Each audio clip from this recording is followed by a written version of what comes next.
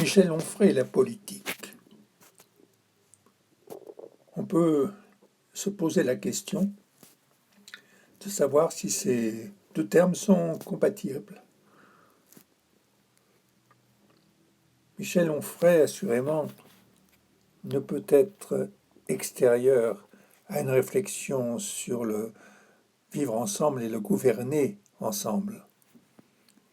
Mais en même temps, sa position en tant qu'auteur et philosophe reste la plupart du temps circonscrite à sa sphère d'influence, à sa zone de liberté et d'autonomie. Il est comme le colibri qui mène sa barque dans l'incendie qui rôde. Et pourtant, il veut essayer de comprendre ce qu'est la politique et en quoi il est concerné, non seulement lui par la politique, mais plus largement l'ensemble de ses concitoyens.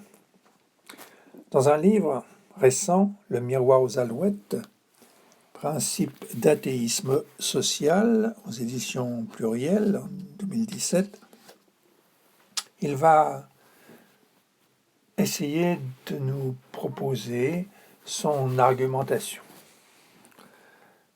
Comme à son habitude, Michel Onfray commence par faire une étude critique de la plupart des courants qui, de l'extrême droite à l'extrême gauche, se risquent à parler de politique.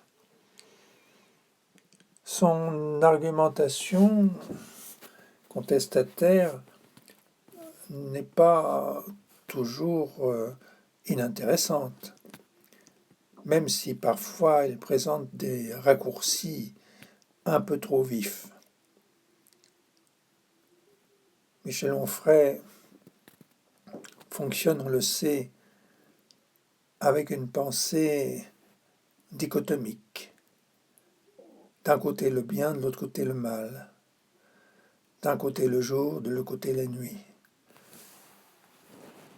Et il a beaucoup de mal à voir les interstices, les passages, les entre-deux. Par exemple, entre le jour et la nuit, bien, il y a le crépuscule et l'aube. Lorsqu'il s'agit de parler de la dimension physique, par exemple, puisqu'il se prétend matérialiste et athée, alors il reste, à mon avis, dans une physique newtonienne, d'une bande moyenne de perception, là où justement une pensée aristotélicienne peut se développer.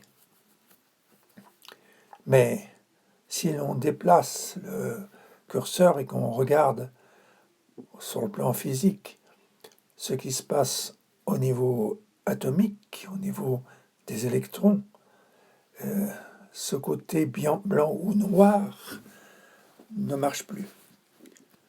L'électron est à la fois corpuscule et onde. Et on ne peut pas choisir l'un ou l'autre. En fait, c'est l'un et l'autre. Donc, c'est vrai pour la matière, mais c'est vrai aussi, encore plus vrai sans doute, pour la dimension psychique et sociale de l'être humain.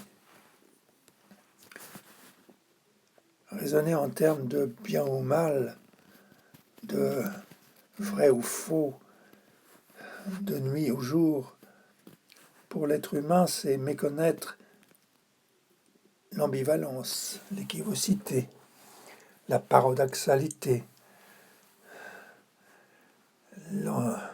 l'ambiguïté qui règne la plupart du temps chez l'être humain, notamment chez l'être humain réaliste, chez l'être humain qui ne s'engage pas, qui ne s'engonce pas dans une représentation figée de la nature humaine.